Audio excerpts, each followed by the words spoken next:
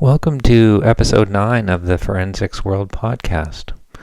My name is Will Dodds, and I'm a retired crime scene investigator, forensic specialist with 15 years of experience in the discipline, and I had a 23-year policing career, which I recently retired from about a year ago. I appreciate everyone listening to the previous 8 episodes of the podcast, including and especially the last 2, episodes 7 and 8, which talked about the autopsy. Had some great feedback from that one, so thank you very much for that. Episode 9, we're going to cover submitted questions from listeners and followers. I think we're going to get to about 10 of them, and covering a pretty wide range of topics. So before we hit the first one, I just wanted to mention that, as usual, there was a lot of submissions and questions about job prospects, career pathing, what do you need schooling-wise, etc., to get to the position of a CSI or a forensic specialist. A lot of that, and basically all of that, was covered in episode 3 of the podcast entitled Career Pathing. So I'm going to direct you to episode 3 if you have career pathing type questions. So, first question we're going to cover is very simple and straightforward. It is, where are you? Well, I'm in Victoria, British Columbia, Canada, and it is on Vancouver Island, which is off the west coast of Canada, just about a 4-hour-and-a-half ferry ride from Vancouver. And in relation to other cities, we're about an hour, 2-hour drive north of Seattle. If you drive from Seattle, you go to Vancouver and you take the ferry over to Vancouver Island, and the city is Victoria that I live in. Been here for many, many years, and was born in Montreal, grew up in Vancouver, and my policing career was in Victoria. Second question, what is PMI? PMI. Well, that's an acronym for post-mortem interval. And post-mortem interval is the time between death and the discovery of the body. And determining the PMI can play an important role or important part of any forensic investigation. And the PMI is based upon observed changes in the body, and these changes occur over time, starting at death. Things like algor mortis, or the cooling of the body down to ambient temperature of the area. Rigor mortis is the stiffening of the joints, starts typically in the jaw. There's livor mortis, also known as lividity, which is the settling of blood due to gravity, and you notice lividity through discoloration in the lowest parts of the body. There are other mortises, so to speak, but those are the main ones that are used. So you can look at temperature change. Rigor mortis tends to take about 24 hours to set, to about 12 hours to set, and 12 more to come out. So you can do a little work that way. Lividity is a pretty quickly occurring discoloration which occurs, and it's very observable very quickly after death. Minutes to hours is very, very clear. All of these type of factors can be used to help try and determine or estimate that post-mortem interval. Another big one commonly used is insect activity, or entomology, forensic entomology. And the most common insect that's used to determine or to help determine PMI is the blowfly. And when you know the blowfly life cycle, which starts with the adult laying egg, 3 stages of larva, the pupa stage, and then the adult fly, you can determine an approximate period of time between death, which is when the eggs would be laid in the moist and warm spots in the body, all the way through to an adult fly, which is a number of days later. So if you're at a scene where there was access to the body by the blowflies, if you only have eggs, you're talking 24 hours or less, pretty much. If you're having stage 1 larvae, you add another 24 hours, another 24 hours to stage 2, and so on. The period of time between the transition between stages increases. And then ultimately, if you have adult flies, you've gone through an entire life cycle. We're talking, potentially a week. Interestingly, when you find very newly hatched adult flies, the wings are still moist, and they will typically not be flying around. They will be walking around, waiting and flapping their fly wings before they can actually hit the skies, so to speak. So even in the adult fly, you can look at an evolution or changes that occur. So that's the entomology side of things. You can also look at the stages of decomposition. So there's fresh, there's the bloat stage, there's decay, advanced decay, and ultimately dry remains. So they happen in sequence. They happen one after another. There are variations in the amount of time spent in each stage, depending upon some environmental factors like temperature and humidity, exposure to moisture. Is the body underwater? Is it on dry land? Is it buried? There's all of these number of different factors that go into calculating PMI, and it takes practice. It takes time to get a feel for all the different variables, but very important part, as I say, to any investigation. So that's PMI. Next question is, what is an unexpected place you have found forensic evidence? Well, I gave this a bit of thought, and I came up with one, and this was in a deceased canine or a deceased dog. We located a bullet. So this dog had been shot, and we found the dog on the property in the rear of the residence, and very little blood. It wasn't a bloody scene at all, but obviously the dog was deceased. And there was a firearm involved in the incident, and there was a deceased human as well. So we ended up taking the dog to a local veterinary hospital, one that we had a relationship with in other police type matters, and they're very helpful. And we took x-rays of the dog, and we located a bullet lodged in one of the dog's shoulders.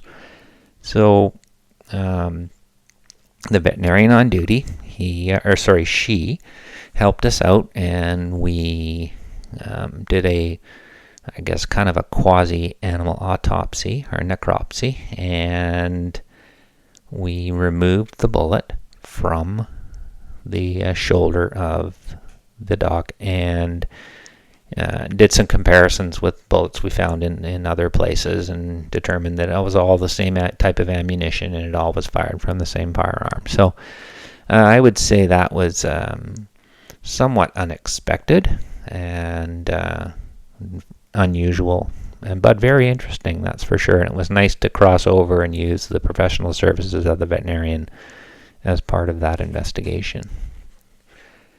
Next question. Have you ever encountered anything supernatural or paranormal on the job?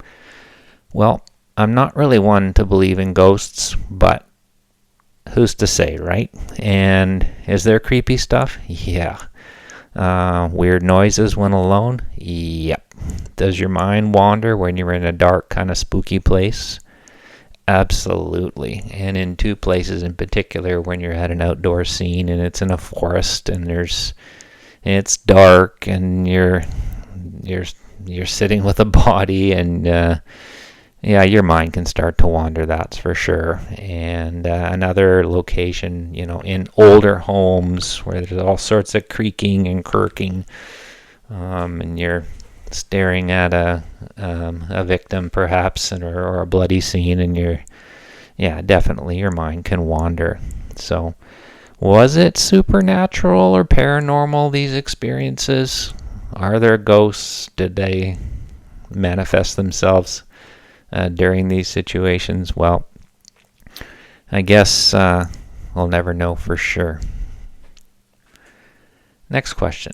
What is the most fulfilling or rewarding part about your job? Well, I would say confidently that it is solving a crime when there's nothing but forensic evidence. No witnesses, no victims, no humans involved, and we're able to solve this crime. And I remember many examples of this kind of thing, but I'm picturing one where that was a straightforward, simple, confirmed residential break and enter. We attended the scene after the homeowner returned, and it was clear that there'd been a B&E. It was clear that property had been missing. Rooms had been rifled through and tossed, and the front door was left open. So when we attended, I was able to determine that the point of entry was in the kitchen. It was a ground floor kitchen window. And the point of entry is typically going to be your best bet for gathering related forensic evidence. Commercial, residential, any type of a building or a place where they have to break into, like a garage even. So the point of entry in this B&E was the kitchen window, and it was you could see by using oblique light that the window had been slid to the side. It was a sliding window, and you could see the impressions on the outside of the window where the culprit had put pressure on the glass and slid the window open. So it was unlocked, but it needed to be slid open. So jackpot as far as I'm concerned. It was fantastic. So I was able to locate one in particular, impressions that weren't too smudged or too streaked, and was able to get a few great photographs of this one particular latent impression. Now, I always took photographs of latent impressions prior to processing them with any type of powder or anything like that, because it's really easy to go too far with the powder and really easy to take it to a point where you kind of wish you could go backwards in time in your process. So I like to take photographs every step of the way along the line. So I took some photographs of this impression. I was thinking to myself, wow, this is a beauty. With the quality and the quantity of detail was such that I knew that this impression could be identified. I was very confident that this was a culprit-related latent impression, and I had this awesome feeling that we're gonna have success here. So took my time and just put the little bit of black powder on, one or two swipes with the brush, took photos again, one or two swipes with the brush, took photos again. Got to a point where I was really happy with the photos after a couple of very light powder applications. Was able to, of course, with the DSLRs, see what the photo is before you go any further, and got to a point where I was extremely happy with what I was able to capture. So The next step is to lift the impression after having taken the photographs. The lift was taken. I got that no problem. Typically, and it was the same in this case, the lift is less quality or doesn't quite give the same result as the photograph, but I have the lift anyways, and it's helpful maybe if you want to do something in court. You can say, oh, here's the lift. It's not as good, but this is the lift, the actual print itself. Anyways, so was able to take this impression, took the photographs, went back to the office, downloaded the impressions or the photographs onto the computer, did a little bit of enhancing with Photoshop, changing it to grayscale, had to change the size a bit, and did some cropping to make it acceptable for submission to AFIS, the Automated Fingerprint Identification System, which has a local database for submissions of fingerprints. And lo and behold, overnight, came back in the next morning, got a hit. And so I was like, yes. As I say, I was very comfortable and I was very confident that if there was a potential donor in the AFIS system, this was going to hit. So, because it was that high quality. The key is when you get a hit from AFIS, it just reinforces the fact that the potential donor has already been added to the system. So we're talking about a repeat offender here. If you don't get a hit and your print is solid quality, then you're potentially looking at someone it's their first time committing a crime, or someone who's committed crimes but has yet to be arrested or added to the system. So don't despair if you don't get a hit. It just means that this person may have yet to be added to any system or any search database. So I get the hit, and it's suggesting a name. And in order to eliminate AFIS from the identification process, I take the name of the possible donor, and they suggest a potential digit. And I locate a C216 or a set of known prints for this same person. And you just look at arrest records and databases to get that. So we print that out, and I compared the particular digit from the crime scene to the same digit suggested from the donor and the known impressions, and made an identification. So this resulted in later on, it was an arrest of the person who committed this B&E. So that was very satisfying, and probably the most rewarding part of the job is solving crime when there's nothing but forensic evidence. Another one, question number 6. Let's see. How do you handle curious onlookers or YouTubers who might be trying to enter a crime scene? Well, on the bigger crime scenes, we do establish inner and outer perimeters. And these inner and outer perimeters are strictly controlled. The outer perimeter being potentially very wide, in fact, especially on outdoor scenes. And then an inner perimeter, which is a little bit closer to the epicenter of the incident. The inner perimeter is limited to the forensics team, potentially a lead investigator, a detective. Very limited number of people are allowed to the inner perimeter. Not even the chief is really going to be coming inside the inner perimeter.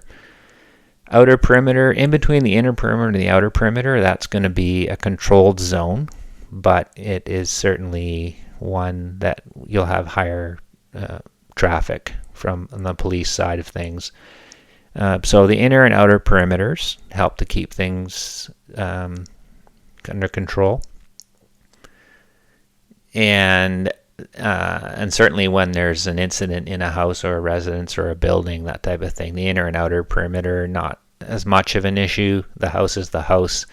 And if it's something of significance that the general public is interested in, then there'll likely be a posted guard out front at the edge of the property or at a location that seems appropriate for the level of concern and interest from the public. Most of the time, frankly, though, I've been at scenes and investigated many scenes where I was maybe with one other member and even by myself. So most of the time that is not a concern about the looky-loos or the onlookers. But it's certainly something that police are very cognizant and aware of, and as a result, deal with it appropriately. Next one. What is an unexplainable case or a piece of evidence you have seen? So I guess for this, we can do a whole pod about this one, but I'll just say briefly, this was an unexplained death. It was the discovery of an entire skeleton that was found in a wooded area not too far off a very well-traveled road. And the skeleton was amazingly, it was complete and it was clothed, and it literally was, if you can just imagine a Halloween skeleton, put clothes on it, and this is what we found.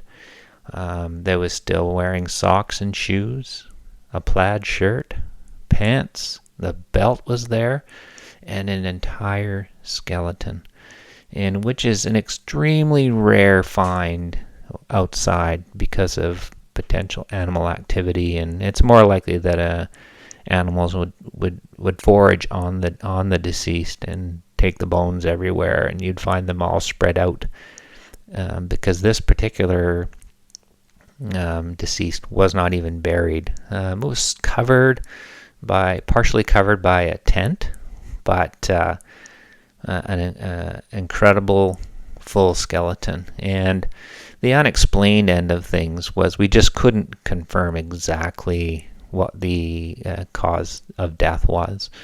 And an analysis of the bones, there was no signs of foul play, no bullet holes, no chop marks, no saw marks. Everything was very sort of as expected and pristine. Probably looking at death from natural causes or acute medical incident, a cardiac arrest, perhaps something like that.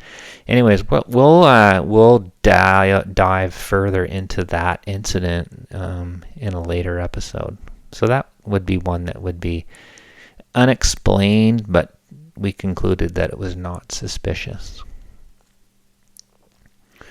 Next one. Have you ever investigated a plane crash? Well, amazingly, yes. And I remember vividly being in the lab or in the office, and over the air came an alert tone that suggested that a plane was going to be going down, likely in a valley. It's a sort of a rural farming valley in the middle of the city, basically, in the middle of an urban area, and that it was going to be coming in and making an emergency landing, which was all the information that we had.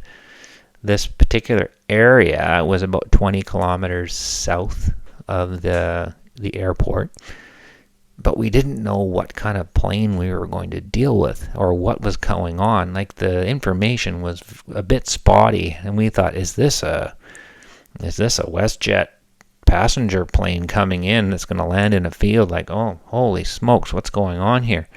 So fortunately, more information was coming, and there became it was urgent for sure, and caused a significant response on our part and from the police end of things. But it turned out it was going to be a small, kind of like a 4-seater private type single prop airplane that was having some problems, and it was going to make an emergency landing in this fielded agricultural area. So we know where it's going to land. We end up going to the scene, and upon arrival, what do I see? I see a single prop plane upside down in the middle of a field. And beside it were a few folks who had climbed their way out. And fortunately, I think there were 3 people on board, and they were all fine. Obviously, a little shaken up, but they were fine. And the plane had some mechanical issues, came down, and as it was making it touchdown, its wheels got caught on some hard, sort of strong, hard rubber irrigation hose, and as a result, that flipped the tail end over. So the plane ended up being wheels up, so to speak, wheels up to the sky, upside down in this field. So we gathered the information and evidence, took photographs, try to figure out exactly, potentially what happened or what caused the mechanical issue. Other agencies were brought in because we're talking about airplanes and stuff, and there's a bit of a federal response to that as well. But as it turned out, it was nowhere near as serious as we potentially thought it was going to be, and thankful for that, that's for sure. So yes, I have investigated a plane crash. Now, we'll do one more here. Do you remember the first time you located a fingerprint on the job? And interestingly enough, I can say yes to that. And it was around 2009. It was at a residential break and enter. And it was it was a print that I located on a silver metal, the brand name Swiss Army watch box. And this box was located in the master bedroom on the bed in amongst a whole bunch of property which had been tossed out of and dumped out of drawers. Now, locating a fingerprint inside a home on boxes and containers and the like, very, very challenging, and most of the time not bearing any fruit, that's for sure. But certainly things like glasses, vases, and then the odd box or a cardboard box with that shiny appearance to it, you can have some success. And so I vividly remember this metal watch box and had a look at it, processed it just very carefully with some black powder, and boom, it just popped this wonderful looking loop impression. 2 ways to do things. You can seize items, bring them back to the office and process them back at the office, or you can do some examination of certain items at the scene. So I just chose to do some examinations of items at the scene, and this amazing little print was on the side of this watch box. And I thought, well, maybe this is related to the person who had opened it because it was empty, and maybe it's the culprit. So I also remember that, like, we always put a 2 centimeter sticky scale on the exhibit right beside the print in order to have a scale in the photograph of the photograph that we take. And of course, I put that scale on upside down, so it didn't affect to be able to use the scale, but because the graduations were still in the photograph, but it was upside down. So I thought, oh great, my first time that I located a print at a scene on a piece of property, I put the scale on upside down. But really, did it matter? No, I would say no, but it certainly adds to the memory.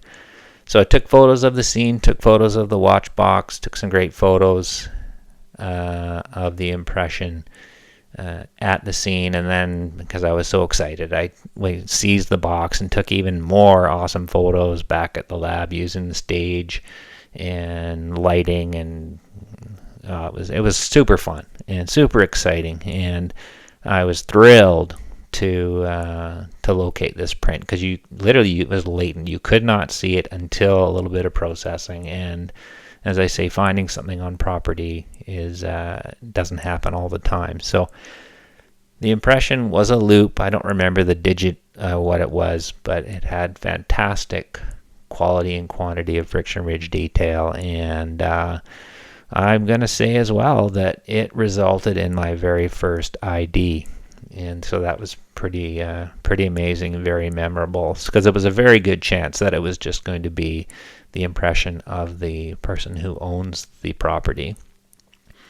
We got elimination prints at the scene of the actual owner of the watch and the watch box, and we were able to eliminate quite quickly by a quick comparison the owner as being the source of the impression, and then did an ID as per the process I talked about a little bit earlier, and got my first ID. So that was really amazing and very exciting. Very exciting, that's for sure. Well, I think we're going to wrap up this episode 9, and we covered, I think it was about 10 questions that you guys submitted. I really appreciate your listening. And remember that you could certainly catch up with the Forensics World podcast on Spotify, Amazon, Apple Podcasts. You can follow Forensics World on Facebook, YouTube, TikTok, X, Threads. Instagram is the big one. We got lots of followers on there.